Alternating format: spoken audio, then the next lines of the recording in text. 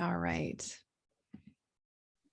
So tonight we have our guest storyteller is Brock Bevell. He is a director of operations at Chase the Vase, keynote speaker, creator of the Fight Like David Challenge, drug and alcohol recovery expert, and host of the Chase the Vase podcast. And I'm just going to read an excerpt of an article that was written about him. So Brock isn't a graduate of social work or therapy. He's a graduate of someone who's been there, someone who knows what drug use is about and the dark world it inhabits. In a stunning tale, he went from the local hero as an effective undercover narcotics officer to being seriously injured multiple times, to suffering from PTSD, to becoming addicted to opiates, divorce, criminal activity, all to a sober and clean man today. He fights to change the world by helping one drug addict at a time. A true tale of redemption. So Brock, welcome. Right on. Thank you guys for having me. Appreciate it. So tell us your story. Tell us who Brock is and your story and where you're at now, and then we'll have a conversation. Yeah, would love that. So Chris, I think I know you, man. I work for Mesa PD. You look really familiar. Maybe I don't. Maybe you just got a good looking face, Daniel. We appreciate you guys for your service, for all that you guys do. I'm a lot like you guys, man. I grew up wanting to be a police officer all my life.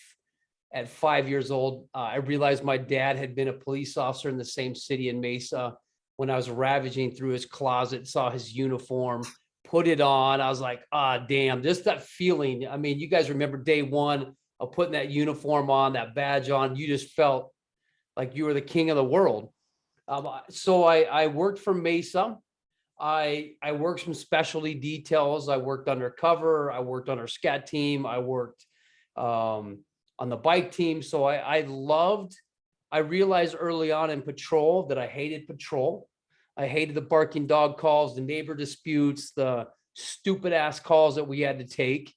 But I realized that I really loved working with arresting bad guys, And I felt like because I had lived such a shelter life, born in a very religious home, 8 brothers and sisters, I felt like that was a way that I got to grow my hair out, put earrings on, and just live a different life. And so there was 2 experiences that really kind of set my life in abeyance with PTSD and that. I had a really good career. I loved it. In 2003 or 2002, on December 27th, I shot and killed a guy that was in. I don't need to tell you guys all the story. You know what happens. The guy fled from us, ended up 15 miles away, pulls into a cul-de-sac, gets out with a knife in his hand.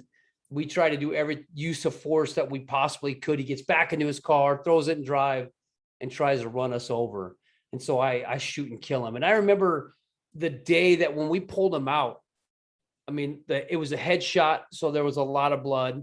And I just remember 2 days after Christmas, like, why the hell did this guy go to this level? What was in his system? Why was he so willing to die? And for me, that kind of made it real. I didn't know much about alcohol. I didn't know much about drugs. I just knew that I liked getting these guys off the street because they were a danger. And then fast forward in the next year in April, and street level contacts, one of the prostitutes, you guys, I mean, I know a lot of you worked informants, you understand, great source of information, but usually work on dope or standard time. And she gives us this information that this lady who had just been released from prison was driving home to get her daughter, and she was going to bring the 12-year-old back in exchange for drugs.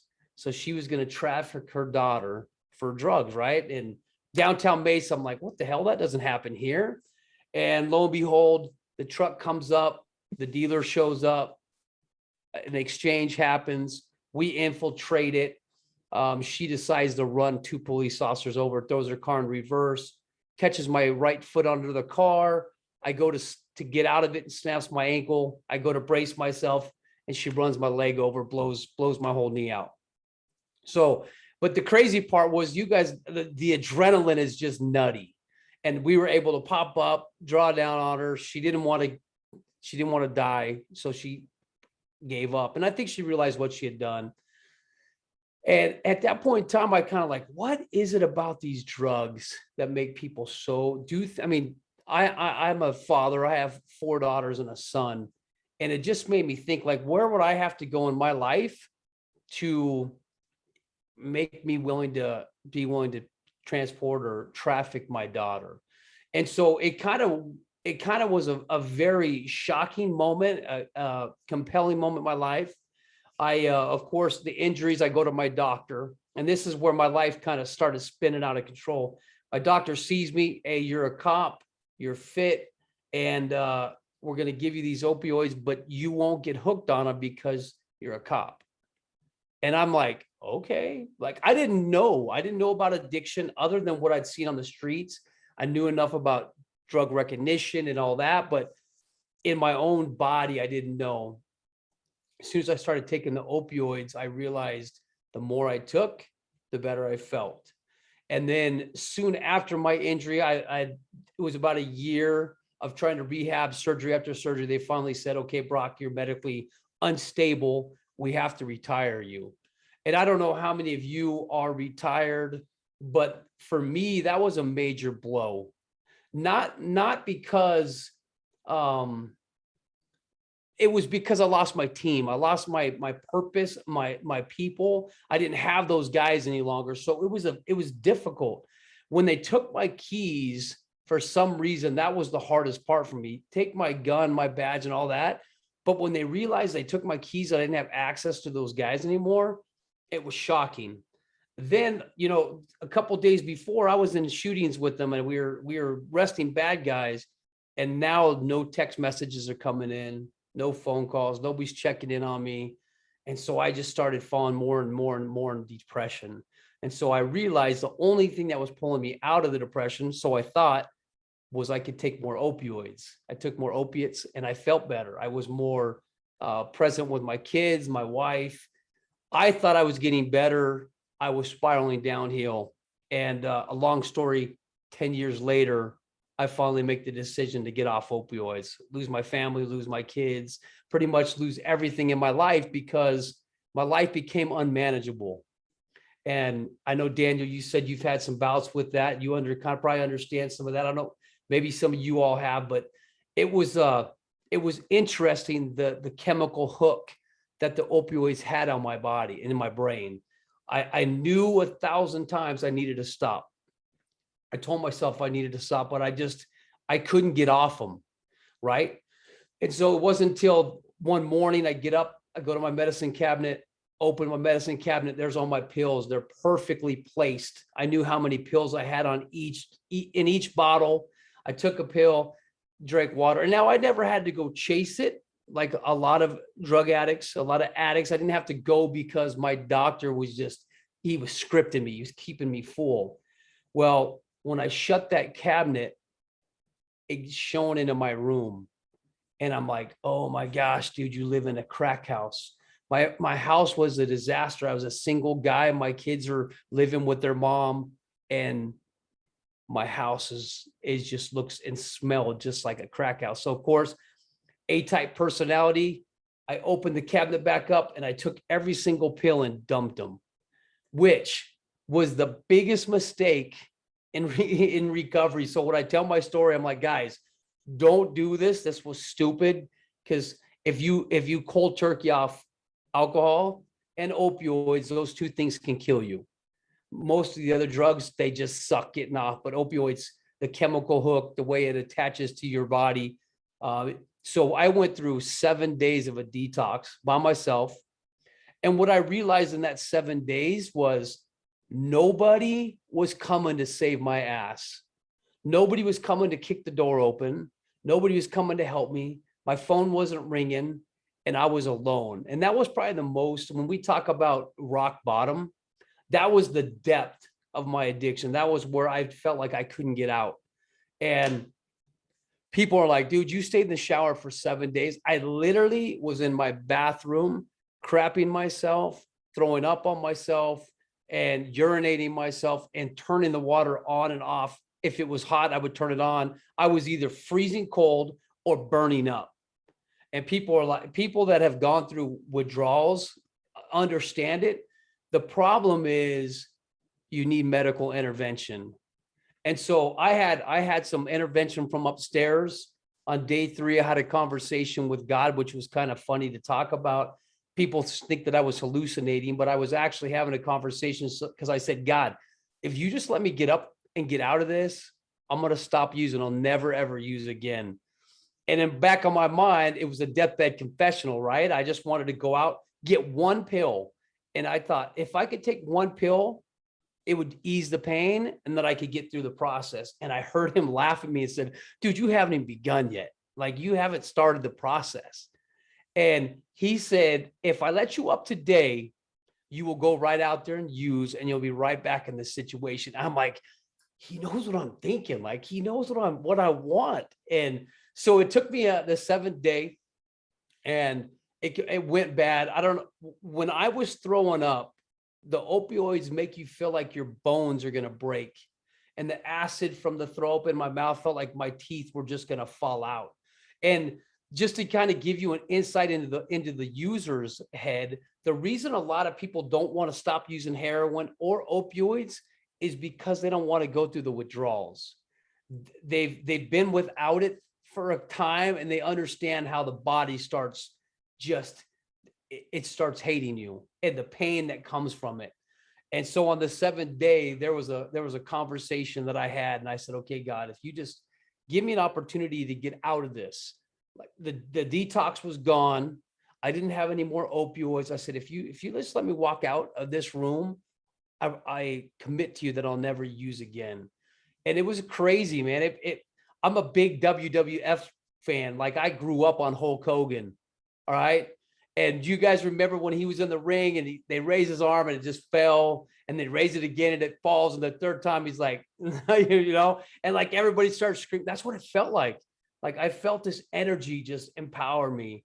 And I got up, and I remember looking back in that bathroom and saying, okay, that's it. I'm never using again. So it's been 12 years. 12 years this January coming up. I haven't gone back. Thank you. I appreciate it. But since that time, I took that knowledge, and I've created a couple different businesses from it and challenges. I had a recovery in-house inpatient program for 6 years, and realized I was missing my mark.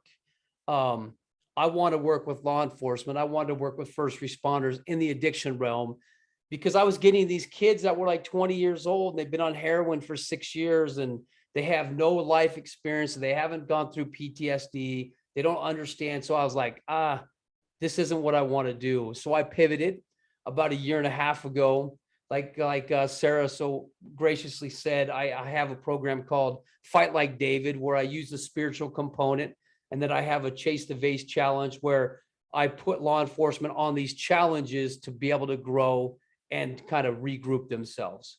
And so that's who I am. That's my story in a nutshell. I'll open up for questions and answer anything I could do for you. It's so great to see you so healthy and just full of life, and, to see who you are now. That's so encouraging, and just what you're doing for other people. So I just want to say that, and then, open it up for questions. Thank you. Thank you. And I'll start, I guess. Dude, that's an incredible story. Holy cow. I'm listening. I'm going, yeah, I can relate to a lot of what you're talking about here. Thanks for the compliment, by the way. We've crossed paths somewhere. I'm not sure where, but Daniel, same thing. You look really familiar to me as well. So I'm living out in San Diego now, which, by the way, if you guys ever want to come out, we live a 10-minute walk to the beach. Even though our apartment's about that big, but that's okay. We don't mind. So, but yeah, dude, it's the stuff you're talking about, man. I wish that we hear it all the time. Had I had that knowledge that you have now back when I was trying to help save the world, I think I would have probably saved some more lives with just words and knowledge. Now that's what I'm trying to do again, and it's part of why I'm on this group. It's because I just want to learn as much as I can, not only for myself, selfishly, but I want to get out there and like I said before, I want to save the world internally now because I've done all the chasing bad guys and all that, and which is great. But now with the group that I love so much here, dude, there's so much good we can do from the inside out now, So I think that's all I have for now. I'm sure I'll have something later, but Love it. I'll pick up where you left off. Your story is amazing, and your perseverance to come out the other side and continue to be so invested in law enforcement through all that, I think is super special, and thank you for that. Like Chris said, so much of it is relatable, even if we haven't had the same shared experiences.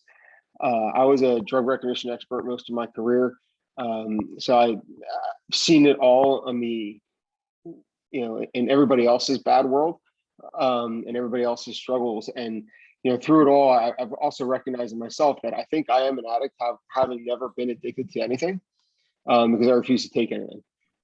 So like, I know if I end up in a situation like yours where I had to take something I think I'd end up with a problem myself. So I get that.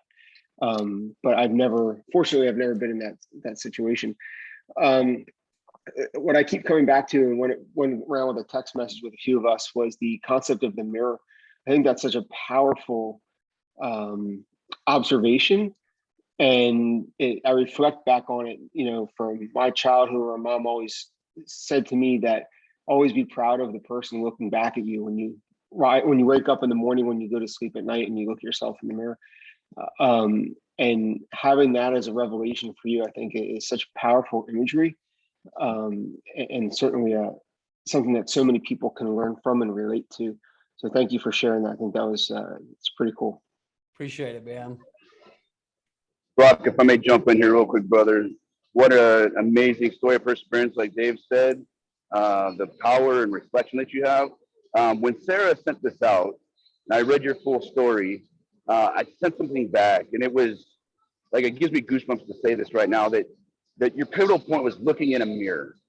And somehow that turned into your moment where you were self-aware and had some sort of self-reflection to say, hey man, my life's fucked up.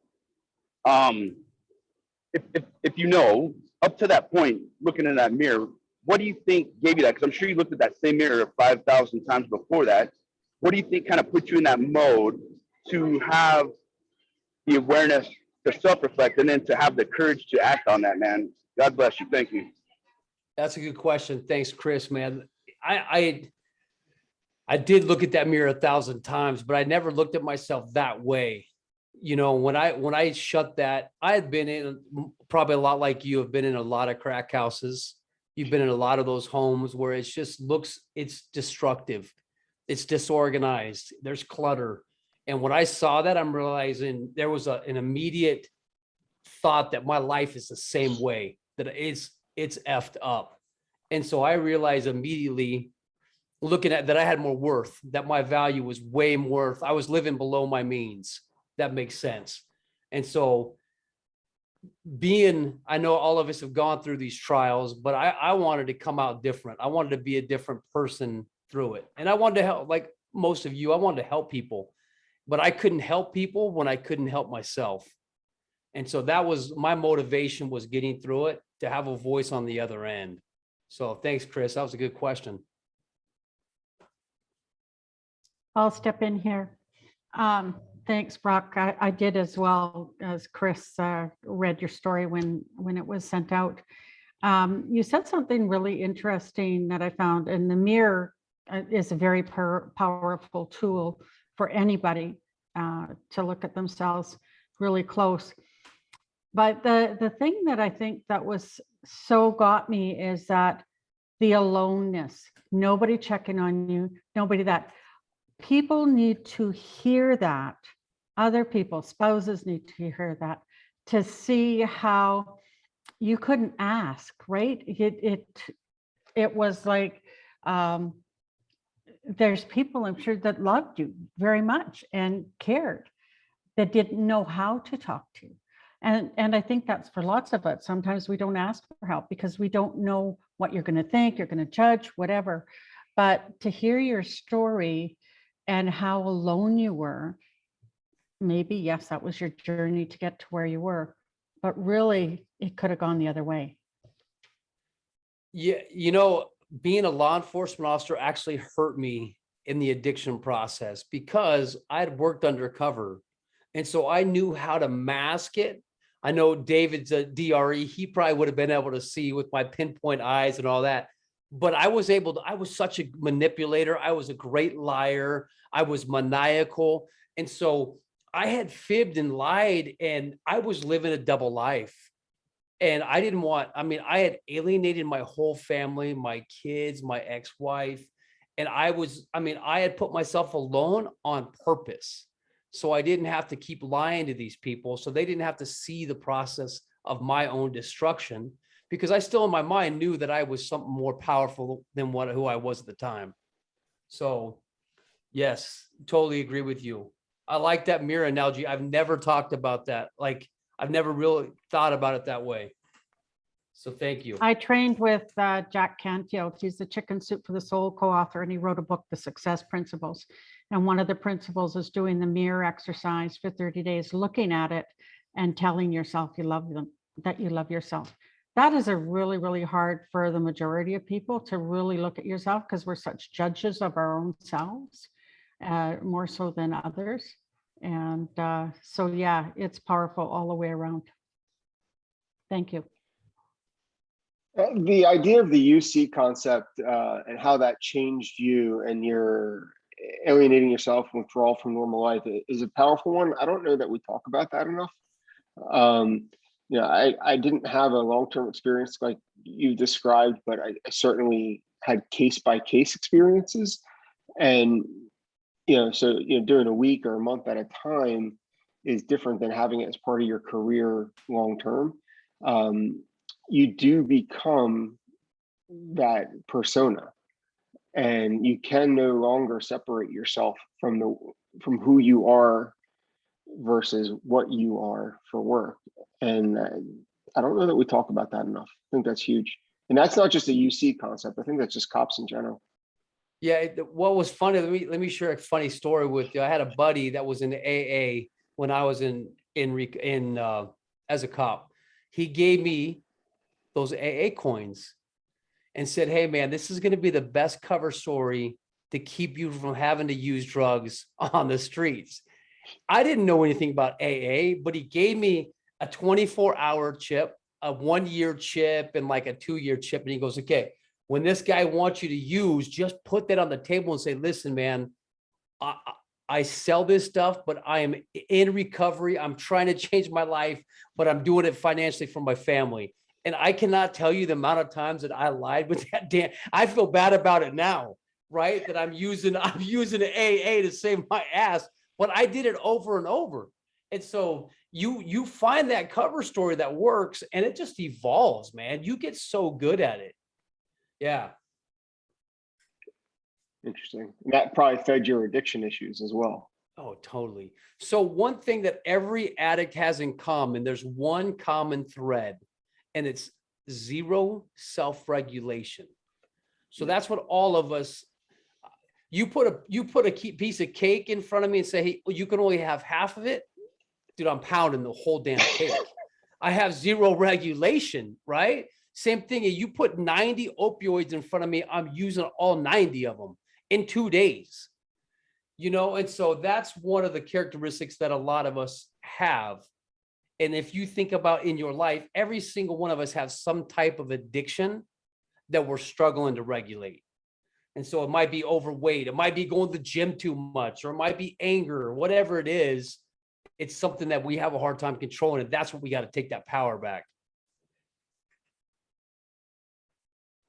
I just want to say really quickly, when you said about the mirror part, I know for myself, I've never had substance abuse or alcohol issues. Mine was mental health struggle. And I think how you said you knew your cover story, for me, I know, those questions, are you going to hurt anyone? Are you on any drugs? You know, those questions you got to ask everyone.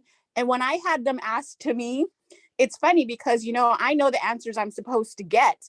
So if I know the answer I'm supposed to get, then I know the answer I'm going to give you, because if I give you one answer, I'm going to get one result and you're going to put me on hold. If I give you the other answer, then I know, this is over and done here. I'm out. And so that is a big, and I remember that was my exact answer. No, I'm not going to hurt anyone. No, I'm not going to this. No, I'm not going to hurt myself. I said, and besides, even if I was, you think I'm going to give you I'm going to tell you that I am so you could put me on a hold, so we know, and I always say, like, when you know too much, it's always not always a good thing, because we know how to get ourselves out of those situations. And also with the mirror, you were saying about looking in the mirror. I know when I was struggling with my depression really hard, I used to always take a selfie. And I would always flip back through, even in my social media now, I would always flip back through, because I had to look at it and remind myself, this is who I am. I'm not this person. I'm this person. And that's a very strong,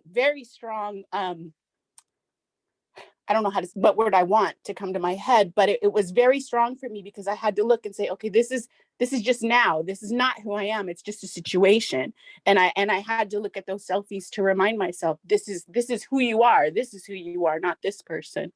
But yeah, we're our own worst. We know what to say and what not to answer. And, like you said, if it's someone that worked your job could look at you, would know. Same thing with me. I could call someone, bullshit on it. But, I also know how to do it and BS people that don't know. Yeah. Let me ask you guys a question. What comes first? So, how they always say the chicken or the egg? Mental illness or addiction? So when you Mental think about illness. And Brenda, I think you're right. For me, I was struggling with a lot of things before I started using opioids. I mean, I was struggling with post-traumatic stress. I was struggling with pornography, super heavy, where I never felt worthy. And that was actually my first addiction, and the addiction that took so much longer. My pornography started at 8. I ended it at 42. So if that tells you about the chemical hooks that addictions have. But I was struggling with the mental illness, and the addiction, the pills just put it on fire.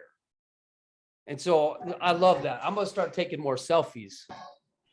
I think the mental health part of it comes first, because I think that in this career, I think almost from day one, you start to get fucked up and we don't even recognize it. We don't understand that it's a mental health issue. And that's why Sarah's group and all these things that these folks are doing to try to normalize that trauma. And if we're able to kind of vent it out, then maybe it doesn't have to be mental health issues. Maybe it's just some debrief time.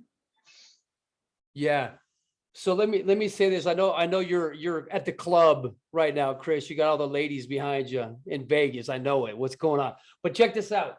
Think about when you were in the academy, and I remember sitting in the room, and they call you out individually to do your what are those problems? Field problems, right?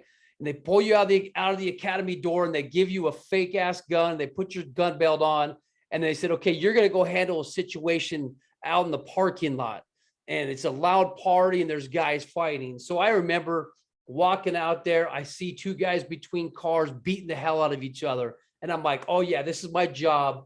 Tunnel vision. I run over there, try to get him to stop fighting. And a guy comes up behind me and puts a gun to my head, pulls the trigger and says, you're dead. Why are you having tunnel vision? And I remember putting my head down going, damn, dude, I just felt that. And he looked at me, grabbed me and looked at me and says, dude, you are never dead. Keep fighting. You're not dead. Right. And that was the problem with that, goes exactly what you're saying, Chris. For me, I would have taken the addiction and the mental illness to the grave, because we're not dead, man. You don't share that. And we have this stigma in law enforcement. We don't talk about it. And I'm telling you, that is killing more of us because we won't talk about it. Think about briefing. I remember seeing a baby die in an accident, and I'm the one that pulled this baby out, little baby, man. And I remember the effects it had with me in my brain. And we come to briefing the next day and Sarge is sitting there. He's like, okay, how's everybody feeling? I look to the most veteran guy who was on the scene. He's like, I'm good, no problem. And I'm like, I am messed up. I couldn't sleep last night. These dreams keep coming. I need to say something, but because he's not saying anything, I'm keeping my mouth shut. Because had I said, hey, this is loopy, man, this is beating me up, they would have looked at me and ostracized me because of the culture that we've created. And so I totally agree with what you're saying. We got to break that culture today. And we talk about that frequent. No, I love that. I love that passion. I think that it's right. We can't look at our leaders to do that.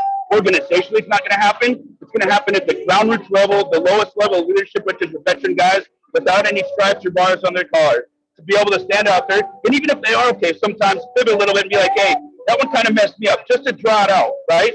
To try to normalize that, be like, hey, that one kind of bugged me a little bit. Anybody else? That's great point, Brock. Very well said, sir. Yeah. Yeah, I completely agree with that. And the one thing that I always recognize, and I love how you use the concept of roll call or, lineup as we used to call it. I think we need to change the approach, and the approach isn't a question, it's a statement. And just like Chris said, somebody needs to stand up and go, hey guys, that call last night was banged up. I've been thinking about it all night. Who else wants to talk about it? Because I'd love to sit here and chat about it right now. Instead of the supervisor sitting up at the podium or the desk or however your agency has it set up, goes, all right, who got banged up over that one last night? And nobody's going to raise their hand. You kidding me? Nobody's going to call themselves out.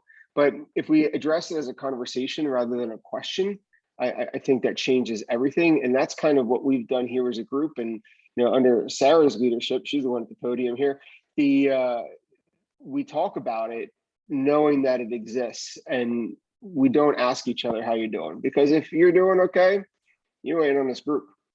And we all have our own things that we're dealing with. So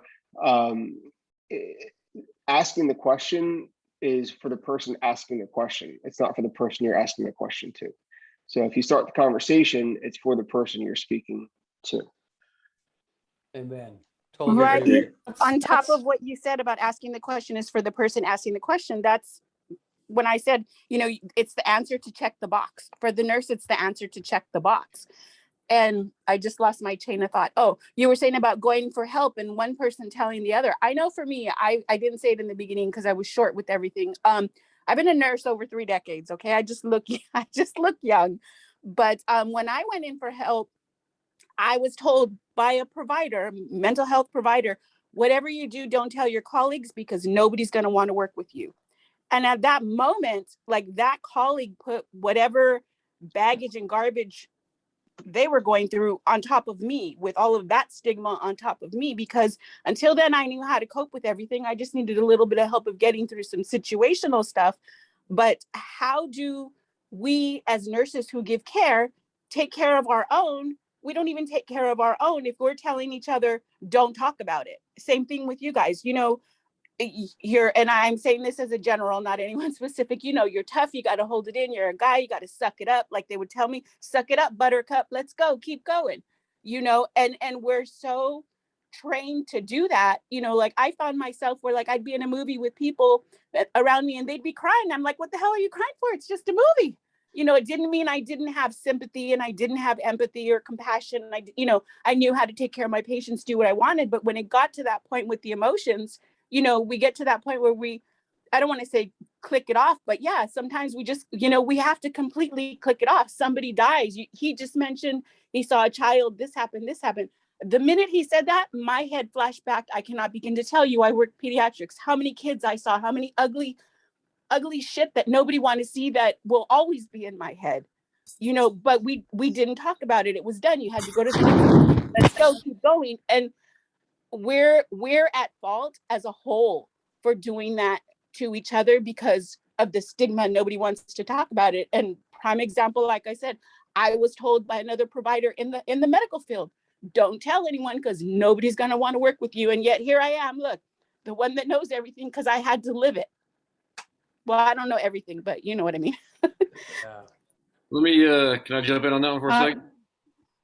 Sorry, Dan. So here's what my takeaway from part of this is it's accountability for us, because when I realized we talk about this kind of stuff all the time, and I recounted a story that I had completely forgotten about the other day.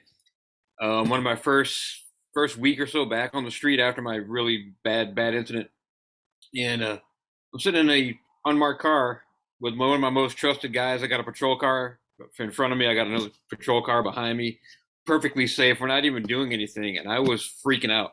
I'm sitting there, I'm hanging on to my rifle, and I can't concentrate, and I'm like full blown anxiety.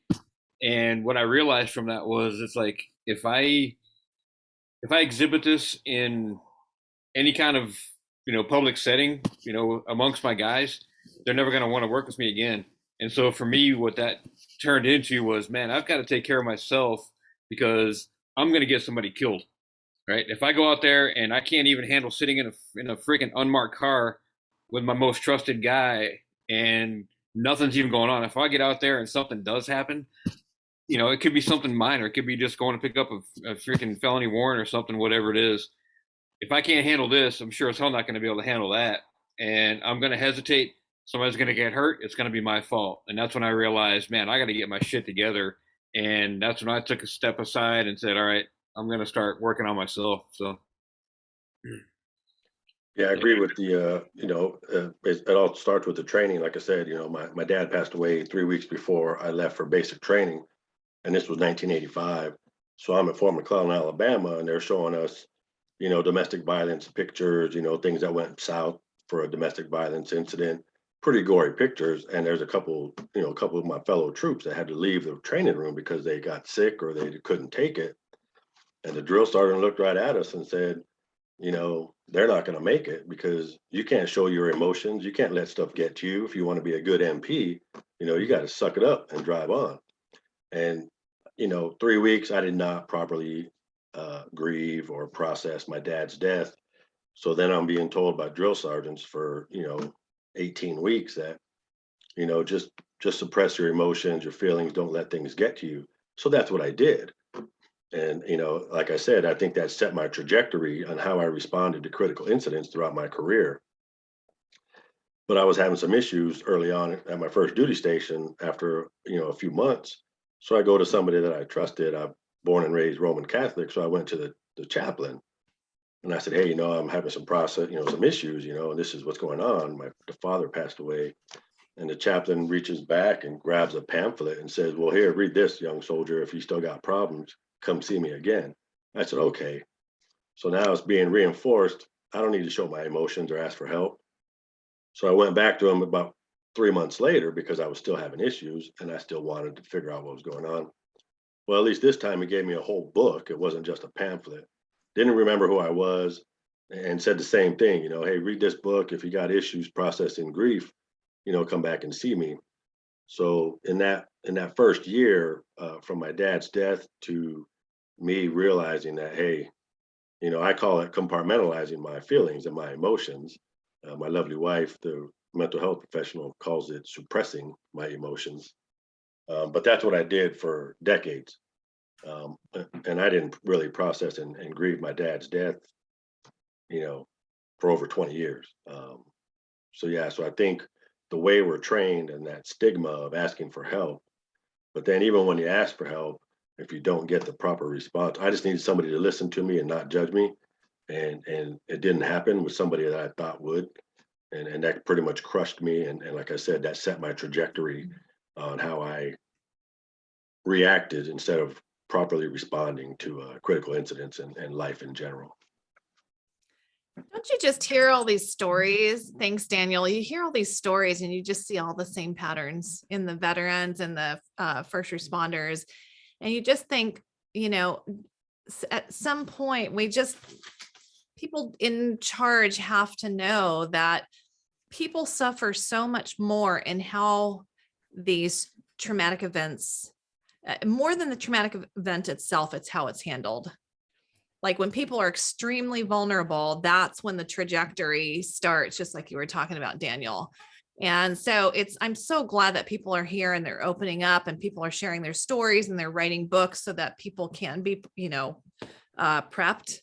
But it's just heartbreaking to hear like this, there's a solution, there's an answer to this, it's to talk without consequences, without repercussions, right? So yeah. Can I tag on? He mentioned grief. It took okay, this is on tape forever. So let me say this the right way. It took a psychiatrist when I was in crisis to tell me, sweetheart, there's nothing wrong with you. You never had a chance to grieve. And those were like the most profound words that I have ever heard. And when you think about all the traumas, because that's what it is when we see all of this stuff, if we don't work through it and we don't grieve through it, it just piles up and piles up. And the thing is, we don't even know it's happening. I'm going to jump in here from Brenda there about what not even knowing it's happening, because I was blessed to be off of work when everything fell apart because of a car accident. So I had been in 4 car accidents in 10 years. The last one took me out for almost a year, but halfway after the accident, I found myself in the middle of the night crying in the living room, wishing I'd died in that car accident. And it was like a light came on just saying, you need help. And I went and I had, that some of you ever heard this, my first psychologist, I wouldn't give you 2 cents for. But the second one, she started talking to me. She said, oh, this has nothing to do with car accident. This has everything to do with your job. And Brock, the thing is we don't like sending you to barking dog complaints. But what you said about the baby, for me, it was a member that I was really close to committing suicide, and having talked to him 6 months before that. So I totally understand why he did it. I didn't understand. I knew what was going on in his head anyways by what he had said, but also a child like the same age as my granddaughter, 7 years old, calling in the middle of the night, needing help because her mom was being beat up by a boyfriend, and thinking the next day she had to go to school the next day, and the teacher would probably yell at her and for not paying attention and stuff like that. And it's the emotional attachment to what's happening, because we can deal with any emergency like that. That's not the issue. The issue is that emotional attachment we have to ones that relate to, it could be you had children, it could have been that child, right? We just put that focus on that. And for me, that's one of the toughest things. And the thing is like you guys, when we're taking a call and we hang up and the police are dealing with it, we take another call. And if I'm crying because of that little girl, I can't help the next person. And so 30 years of that, pushing that down, like my friend and the other ones know, my friend passed away the 16th of September, suddenly. I haven't cried yet. I didn't even cry at her funeral. It's just something that just isn't happening. And it's not because I don't want to, it just isn't happening. And I know one day it'll happen, but it's just that we're so used to hanging on to that and pushing that emotion down.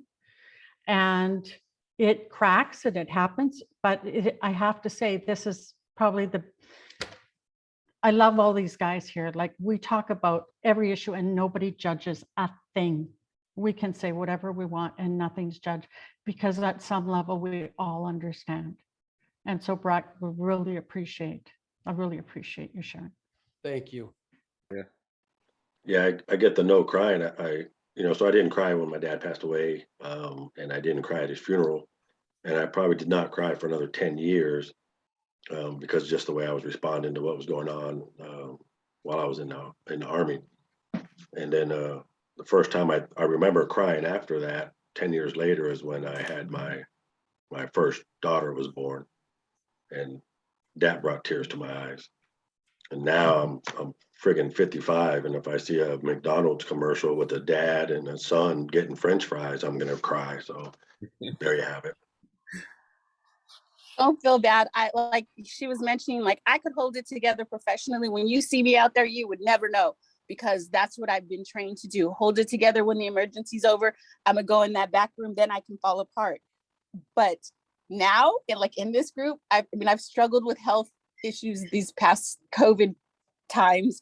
And these people will tell you they've heard me cry more than anything. And now I don't cry. I don't care. I'll cry. I do not care. But before I wouldn't. And it wasn't that like I said, it wasn't that I didn't have the compassion or, feel it or whatever. It's just, that's what we're trained to do. And then on top, don't tell me not to. And I am almost 100% sure that psychiatrist that told me, sweetheart, there's nothing wrong. You just need to grieve. I am almost 100% sure that he went through the same thing because he knew exactly what to say.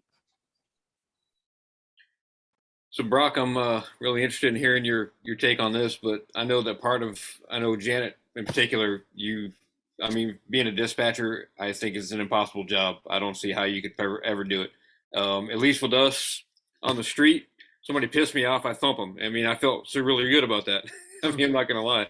But with you guys, being trapped in a room, you've got 30 of your peers or however many you had over there, and you're stuck and you can't see and smell and touch all these kinds of things. So I commend you for that. But laboring to my point, is I recognized that there were things that I could not control. I was never going to be able to control certain things. Even if I was there, like Brock, you talked about, the baby dying in the car accident, chances are, unless you're a freaking pediatrician, you stop the accident before it ever happens. Even if you do, we all know, I think we would probably all agree that, that baby's number is up, has already been decided probably long before he or she was ever born. Like in my case with my buddy Dave, when he was killed, there's so many things that lined up that there was no way that Dave was going to survive that particular day. He was either going to get killed in a car accident on the way home or killed by gunfire. Out of my control. As much as I blame myself for that going wrong and everything that happened and all the guilt and the survivor's guilt and everything else that came with that, it was something that I had to let that control go and then pass it off to God and say, you know what, you did this for a reason. I've got to figure out, for me specifically for my incident, what that reason was. And I have now. I'm not going to get into the whole details on that, but I'd love to hear your take on that whole thing. So give me the question.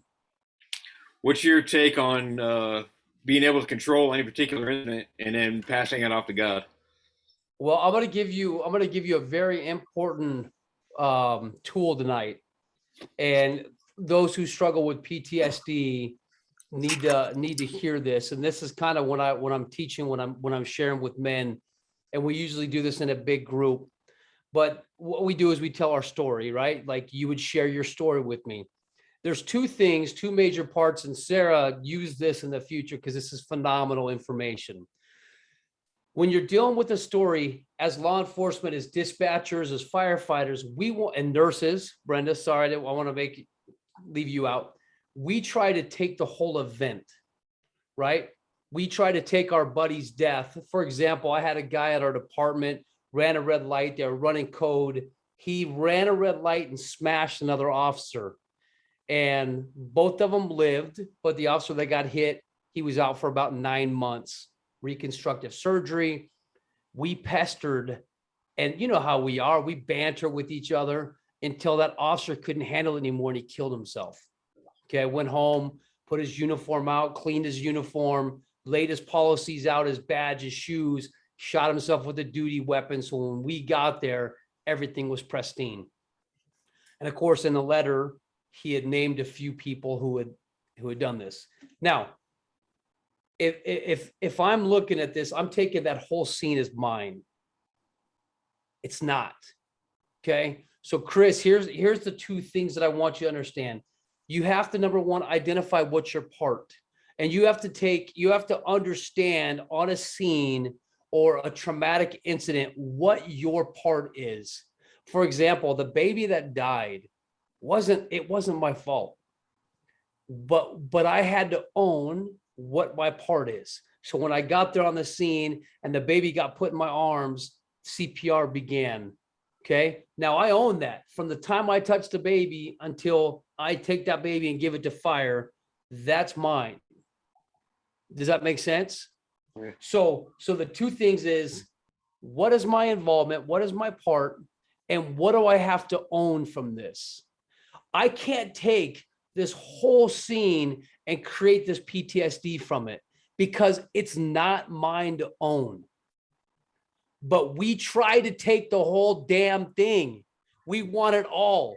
And you and I, we have to give that shit away because I didn't cause it. It wasn't my involvement. Now I'm going to own what's mine. I'm going to take my part, but everything else, it's gone because I had no physical control, mental control, no capacity to do anything with it. So those two elements have to be involved. Now, if you had more involvement, then that's a different story. But for the incident with your friend, man, that's not you. But it still plays with us. But when you get down to the bare bones and we start breaking the story down, most of us have no involvement in the stories we're carrying.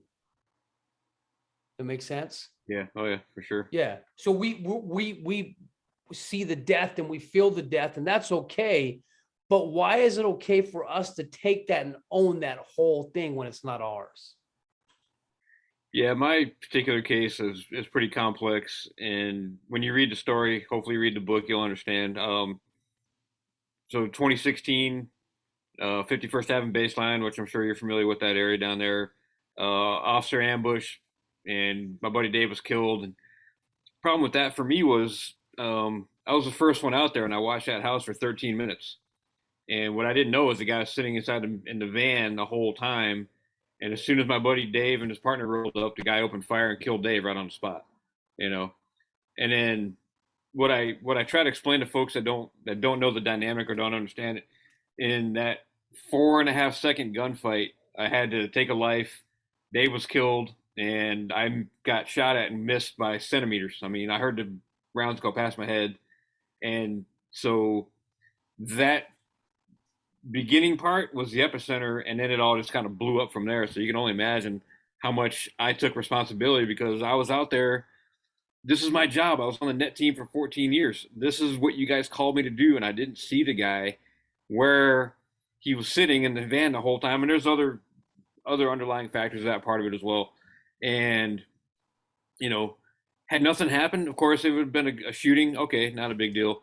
You know, been through that many times before. But since we lost an officer, now it's all coming down on me, and it's mostly mine to own, and I recognize that. A lot of other people are like, dude, I was there, I couldn't stop it either, and we all blamed ourselves individually for that whole thing going wrong. And so for me, it was like, fuck, all right, I gotta process through what, just like you talked about, even though I don't think I did it the way that you described it, which I wish I had 5 years ago. I probably would have been a little bit better off, but it makes exactly what you're saying makes sense. So, but if all of us had you in a room, we could break that scene down, and you're still taking more than you should.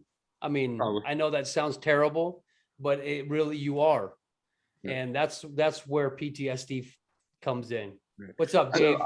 I love that concept that you're going over in those 2 points. For me, I will own the parts that are appropriate, and I will either be proud of them or regret them. It depends how that goes. For me, where my stress level, and I'm not even going to go as far as PTS, but stress level and anxiety and response to things is more related to the parts that I didn't have control over, and that I feel some level of guilt or whatever for the parts that I feel like I maybe should have owned, but I ended up not having responsibility for. And it's the black hole part of it that I always struggle with. I'll own whatever. If I bang something up, I got it. I'll process it, I'll deal with it, and I'll move on. It's the parts that I don't own that I feel the most guilt over. So I think that they're not the yours. opposite way. They're not yours. Stop taking them. And if every officer, and if you could debrief that way, man, there's a ton of healing in it. Unfortunately, For sure. For us, it takes a deep dive, and it takes all of us pounding on you saying, break the scene down. This is where you were at. This is yours. This is not yours. Yeah. Interesting. And I agree wholeheartedly. But I also want to say that I will always see the face of my very first child patient that died. Always. I will always, if somebody starts talking about something, it's always locked up back there. Some things just don't go away. But you said it right, Brenda, it's that attachment. That's why it's there. You made an attachment with your brain that was your first, and that's why it's still present. Exactly. We can all remember our first. Yeah. And, you know, going back to Sarah, I know this is coming up again soon, is you know, Dan Jarvis and 22-0, the way he processed or helped people process their post-traumatic stress through his version of the EMDR stuff. It separates those attachments that Brenda was just talking about, and where those things still exist and you can still have connection to them without the emotional response. So I think anybody that's looking for that level of disconnect, contact Dan Jarvis 22-0, and I look forward that we're going to hear from him as well. And Brock, if you're not, are you familiar with him and that organization? Okay, awesome. Love it. They're amazing, absolutely amazing. I just want to say something about after I went through my treatment with the psychologist, and I was blessed that it all happened before they were even acknowledging that dispatchers could get this. I wasn't at work, so I didn't have to go through our own medical team because we thought it was a car accident. But after I came back to work, I'll have to say that I dealt with suicides differently. And where a lot of times people would a dispatcher would take a suicide and feel guilty if that processed. But we had the last one I took in Edmonton, where I was working at the time before I retired. We had 9, and these guys know I work in rural areas, right? We had 9 drop-offs from 911, 9 calls from the same number dropped off. I got the last call, and all he said is, can you write this address down, because I want you to find my body and not my family. Now, I never had any attachment to that at the end, because what I could say to myself is I helped him in that moment without trying to talk him out of something he's already made his mind up for, and he wanted our help to protect his family. So I feel I did my job at that, just to be there to support him. And for myself, when I can translate that I'm still there for him and I'm still helping him, I have no guilt about him. He's made his mind up. All I can do is be there to support him in what he's asked for. And I think that's a lot of times when we have to, and I think, Chris, that's a little bit of what you were talking about too, is that is where we need to be in our minds, that we don't have control over that, but we have control how we react to the person who's asking for our help. Absolutely.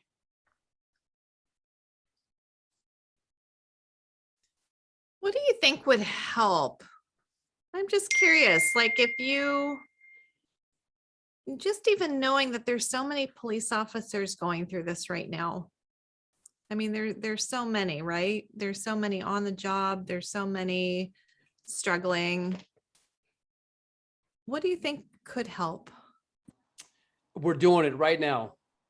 And that's this communication. That's talking to, I mean, there's 9 of us, 10 of us have been on here today, and we're all going to take this information. We're all going to put it into our lives. We're all going to implement it. When we're public speaking, we're going to put it in our books. I mean, it has to break somewhere. Unfortunately, none of us are powerful enough yet to change the world by ourselves. It takes a team. It takes all of us working together, having a voice. Every place that we can be, we shout it out. And Janet and Brenda and Dawn, don't take this the wrong way, but I think we all need to act like men, all of us, and stop this. Oh, we don't talk about it. This stigma. We need to step up to the plate and say it's okay. People that look at you, you all have a voice, and you can say, listen, it stops with me. Here's my story. And for me, there's healing. Every time I share my story, I feel like it's a therapy session. So I'm telling that damn thing to everybody I can, because there's healing in it. Other people here, they look at me and say, whoa, this guy's sharing a story. I can too. So we're doing it now. I agree 100%. I mean, you guys all know me, man. I tell my story to anybody who's willing to listen to me. So, and for the folks that are still working, I mean, it's harder for us to reach those guys because they're dealing with a whole nother kind of a level that we're not really attached to anymore. But that's why I like going to the patrol briefings and talking to guys that are still on duty, because, you know, I try to paint a picture that, hey man, you know what, I was kind of a rock star on the street and I got my ass handed to me, you know, and guess what? Because you're a badass doesn't mean that you're going to be able to freaking, you know, climb all those mountains and get over everything. There's still going to be things that you have to deal with that are going to screw you up. And, you know, the quote that I use from my own book is that, man, in my case, you can't go 18 years, see the worst of the worst that this world has to offer and expect to be okay, because you're just not going to be okay. But if you want to be okay and you accept the fact that you're not, you can be. You will be okay if you want to be, you know. But if you do what we do as freaking first responders, denial, right? I mean, we all know that. It's like, no, I'm good. Fuck you are. No, you're not. You're a disaster. Look at you, you know. And I was that guy. I mean, I was a freaking poster child for denial, you know, because I thought this is what I do. I go chase bad guys. I mean, what's the big deal, right? I mean, so I watched an 8-year-old hang himself in front of me. Shouldn't be a problem. Yeah, no, that is a problem. So, you know, I mean, I think breaking that stigma, that's a new common theme that we keep talking about. But I think you're exactly right, man. Doing what we're doing and just getting the word out there that, hey, we need to do this kind of stuff. So, Amen. I think Chris Gregorio said it the best in the chat about, we have to live it, right? And be our own, not afraid to say this outside of say this. Like when something comes up, just say, I'm here for you. Let's listen. And it takes a sharing of your story to get them to talk. And sometimes that, you know, I talk about, I grew up where we had a pump, we had to prime the pump to get the water on the farm and stuff. It's like with our story, we're priming them so we can get the flow that we want so they can heal, right? You can't heal a festering wound by just putting a plaster over it every time and not lancing it or putting something on it to clean it. You just have to once in a while just do that to get that. And that's why these stories are important. And so that's my say. Yeah, I had the fortunate experience of becoming a resiliency instructor over the past couple of weeks. And one of the big phrases that we were using in the class is learn it, live it, teach it. And it has to be done in that order. Otherwise, it's inauthentic. And if we've all learned it, whether it be trial by fire or through an academic process. I think we're all living it, and that's evident between because we're here and having this discussion, and teaching it is the getting out and having the discussions with people that haven't learned it yet, and then it comes full circle and it is authentic. And I love that spreading the word. I think it's awesome. Yeah, absolutely. I think part of it too is like I said, I presented at a couple conferences. And I've presented, and I'm submitting RFPs to different conferences where they're talking about first responder, mental health, or military PTSD, stuff like that. So, I submitted a RFP to the IACP Officer Wellness for next year. Will I get in? I don't know. Is my story compelling enough, or and a lot of times I'm seeing. I was on a national webinar with the Wounded Warrior Project, and they had a panel of wounded warriors, and they were everybody goes through their own experience. Was I in combat? Yes, I was. Was I kicking in doors in Fallujah? No, I wasn't. But I still went, I did my part, I may not have been the tip of the spear, but I was still part of that spear.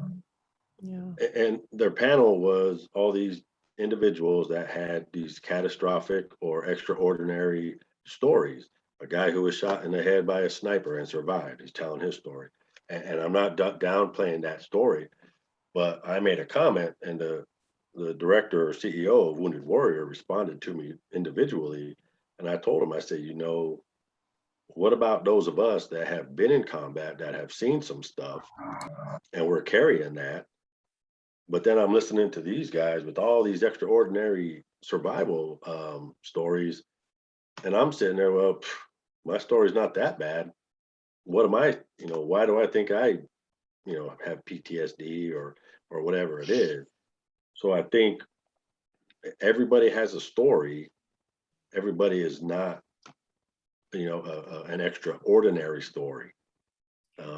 So I think when these conferences start lining up people, they need to line up, you know, individuals where the rubber meets the road, and instead of having chiefs and commanders and all these high-ranking people, they need to get, you know, some of us that have beat the street or been out in the field and still have a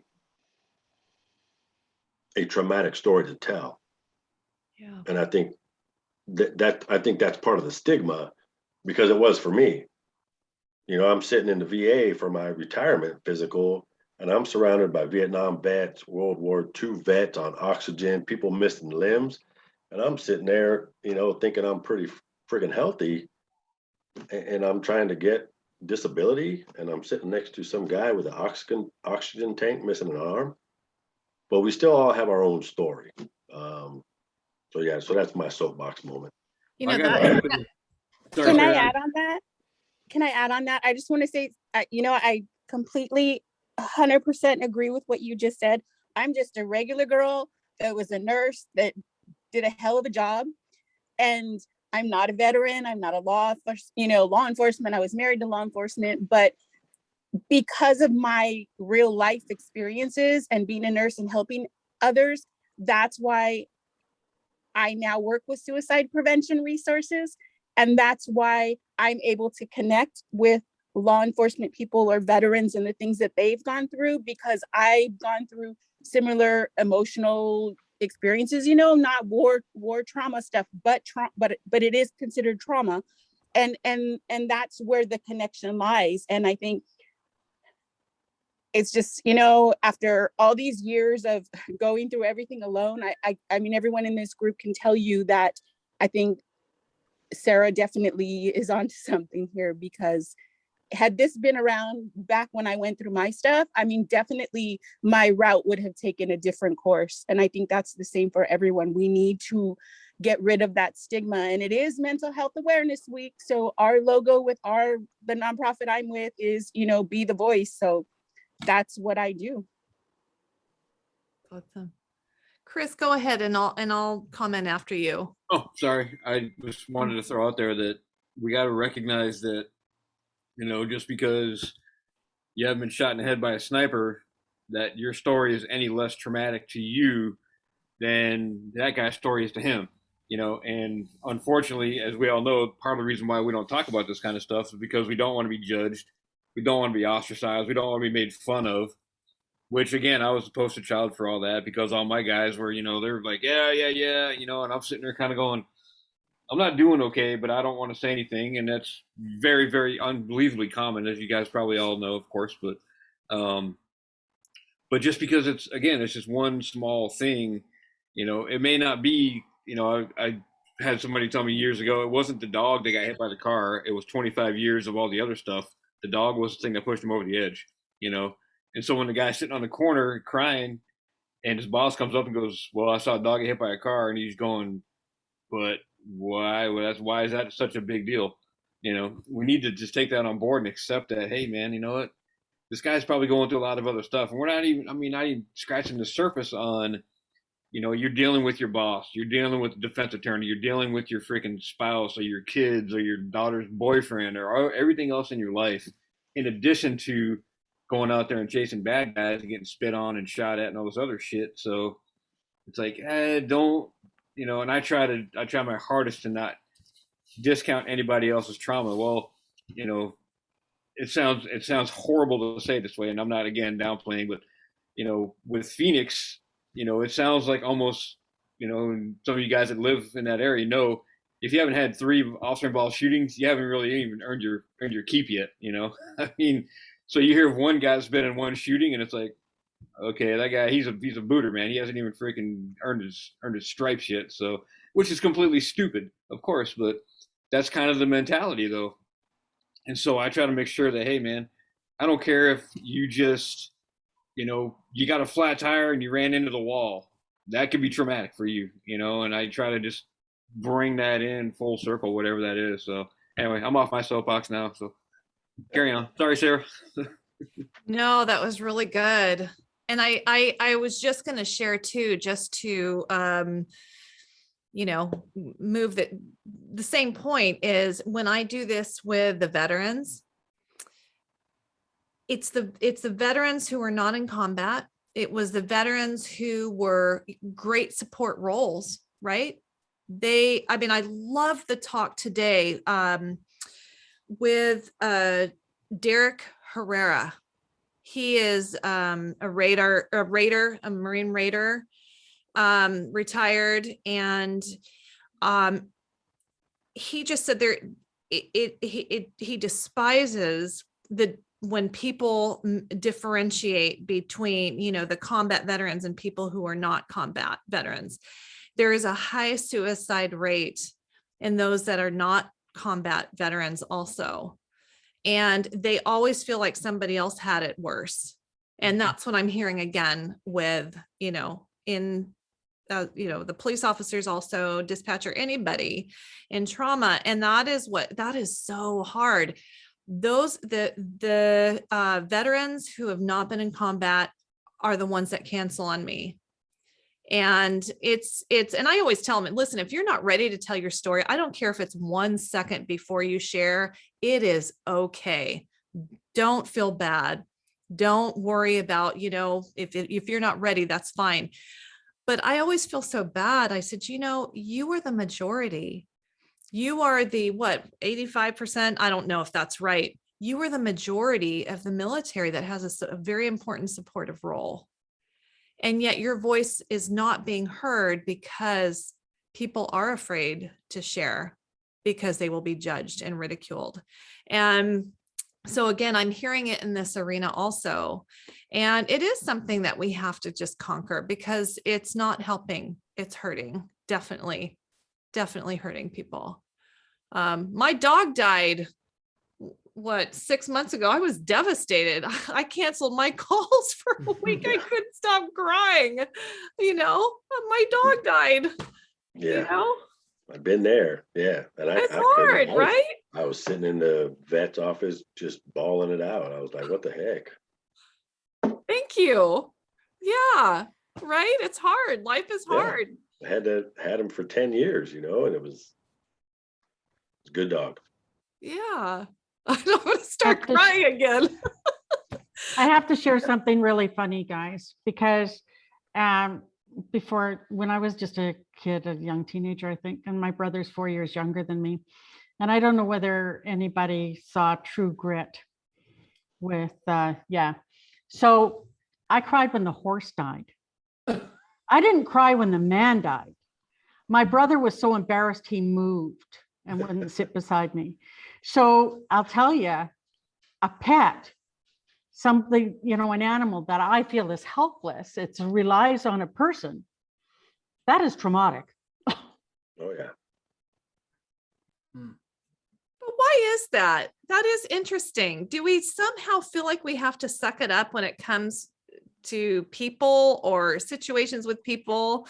But then there's something about an animal that somehow helps open the door, doesn't it? Helps the floodgates open. I think because people know, they know what's coming. They understand the difference, where an animal doesn't. They don't understand what the pain. They don't know why, all of a sudden they're in all this pain and, somebody help me kind of a thing, and it's. And they give 100%, right? They give 100% unjudging love.